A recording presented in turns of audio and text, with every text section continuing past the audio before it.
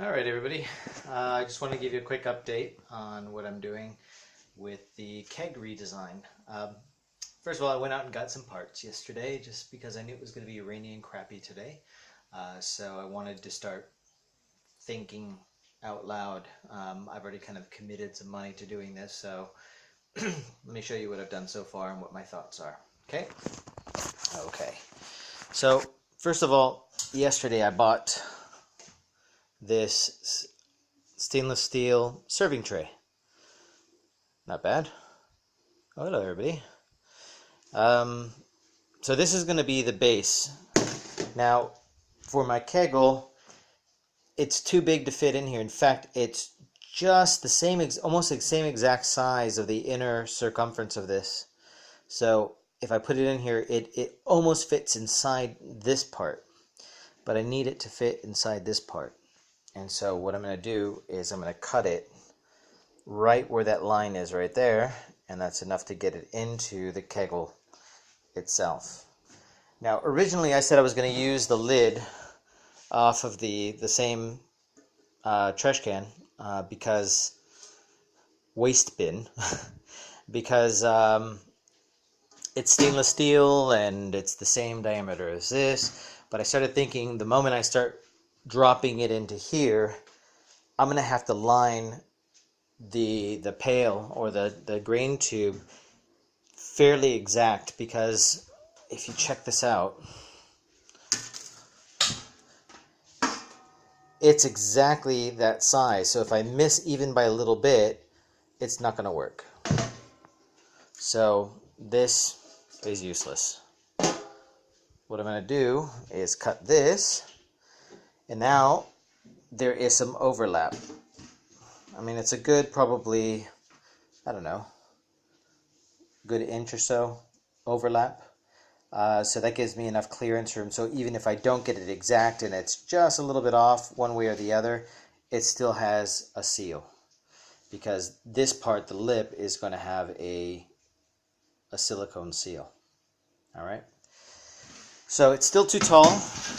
Since the foot operation, I don't know if you can see that, but there's a hole in it right there for where the foot pedal was. So I'm just going to cut from this point up. I'm going to cut all that off. I'm going to polish it all down, get it nice and neat looking, so I can start using it. All right. So that's the idea thus far. Let me show you some other bits and bobs. Now for this, I'm going to have to get some feet, because I need to lift it off 9 centimeters or 4.5 inches from the bottom of the kegel. If I don't, it's not going to have enough clearance on the heating element. And so I want to have 1 foot there, 1 foot here, and 1 foot over here. And that way it has 3 points of contact. Now 2 ideas. I can either get copper, or I do have this aluminum bar that I have left over. Either way, it doesn't matter one way or the other. Still trying to figure out how I'm going to do this. But I do have an idea. If I get, let me see here. I do have these little copper caps for a 10 millimeter copper pipe. And I do have some little bits of that copper pipe here. Oh, sorry, everybody. Okay, so I have this bit of copper pipe, and I could just put these caps on here and seal them in. Maybe drill a hole right there. And that can be where the screws go from here, stainless steel screws, into this. I don't know. Still thinking about that. Now, let me get some other parts here so I can start showing you what I've been thinking of lately. So if you haven't figured it out, I'm going to do it like the Braumeister. I'm going to do it the bottom up. Now, thanks for your comment, Alex, on my last video. I understand gravity seems like it's easier, but if you're already pumping wort, I think it makes no difference one way or the other. It's not much harder to do it one way from the bottom up or the top down. And the more I started thinking about it, the more I started leaning towards the Braumeister method. Not because, I don't know, there's something about trying to adapt this with a silicone covered mesh. I don't know. It's going to make it a little more difficult to design after all. I think this is going to probably be the easiest way, but let me show you what I'm thinking anyway. All right. So here's the pipe or the tube that goes in the center.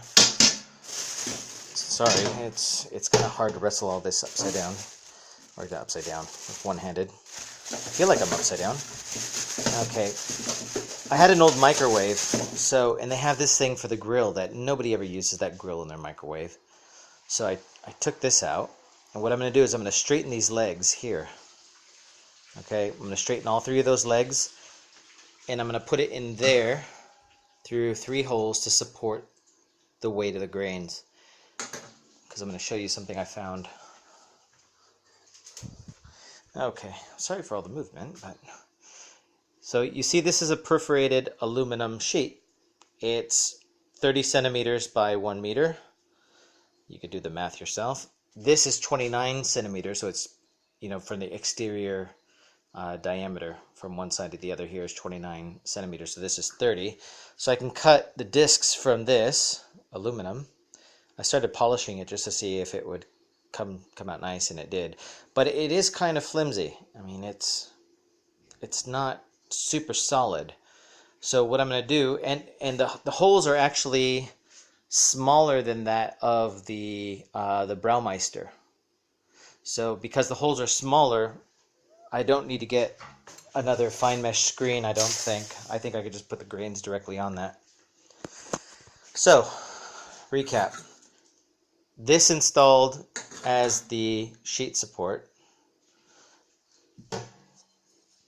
This pipe is going to be the pipe that's going to be attached to this. I've got a compression setting, or compression, you see, that's a cap to keep the wort from going all the way through the tube. Okay, I'll show you what I mean. So I'm going to make a hole. I'm going to install this on the bottom. I'm going to cap the bottom there. I'm going to put copper pipe there. Okay, so that's how it's going to be through there. I think I'm going to have to snip the center bar here, otherwise it's going to ram into that. But once that is installed, I'm going to get this all the way down. Oh, I forgot to point out one thing. I'm just going to drill 3 small holes here, 3 small holes here, and 3 small holes on the other side, probably about 1/16 of an inch each.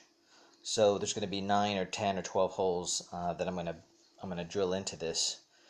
So when I pump wort through here, it's going to go all the way down here. It's going to go feed into the bottom of the grain bed, and it's going to come up here and go over the top. Okay, so I'm going to lower that here like that. All the water's going to go up here. I'm going to fill my grains. Stop. I'm going to get my perforated doodad. I'm going to cut the circles, the plates, the perforated plates. I'm going to put them up here and let them go all the way down. I'm going to fill my grains in here. Put another perforated doodad there. And then this piece of plastic, it pops on and off. So you can see, and I can pop that on, slide it down, and keep that against the perforated disc. This is what happens when you're trying to see through a small viewer. Anyway, you get the idea. So that's going to happen there. Then what I'm going to do, I do have a threader for a 15 millimeters. So this is 15 millimeter pipe. I'm going to thread this, and I'm going to find a wing nut. Just to give you an idea, this is not what I'm going to use, but I'm going to get something like this. I'm going to put a 15 millimeter hole or 16 millimeter hole, so it's bigger. I'm going to put it on top of this, and then I'm going to screw in this with a wing nut, and that's going to keep this pressured against this. This will have feet. Will be at the bottom of that. I'm going to, let me show you. Okay, my professional photographer is out of town. Anyway, I've got these quick connects. You might see that New Homebrew Tom and Harry Brew 69, they use these quite a bit. So I'm going to attach this to this. This comes off, and I'm just going to attach this in there, and the other one's going to go right onto my pump, and the pump's going to go all the way into that tube. It's going to go down, and it's going to overflow, and that's the concept. So, I know, very unprofessional video. It is what it is. But I just wanted to pass on my idea of what I'm doing on my pseudo grainfather, braumeister, grainmaster, whatever the hell you want to call it, system that I'm doing with the grain tubes, and how far I've come along. Those are my thoughts initially. I don't know how it's all going to work out, but I think it's going to be fine. Oh, another idea. Just bear with me one second. You can't see. It's too dark in my basement. Anyway, I'm building a new control box for my PID and temperature controller and all of that. So, and I also bought some cheap little thermometers. They were only about, I don't know, €1.50 each. They were from China. Let me see if I can find them. Oh, here they are. Okay, so I don't know if you can see that, but these are little thermometers. They're really, really cheap. They have this, and they're sealed, so you can put them in liquid. I don't think that's going to be an issue. And what I'm going to do is I'm going to put one of these mounted on top of the lid for my mash, and that's going to go into the center of the grains, just so I can make sure that the temperature is what I want it to be. Well, not much else. That's that. Like, subscribe, comment. I didn't get very many comments on the last one, but thanks, Alex, for coming to my rescue. Your thoughts are always valuable. Have a nice weekend.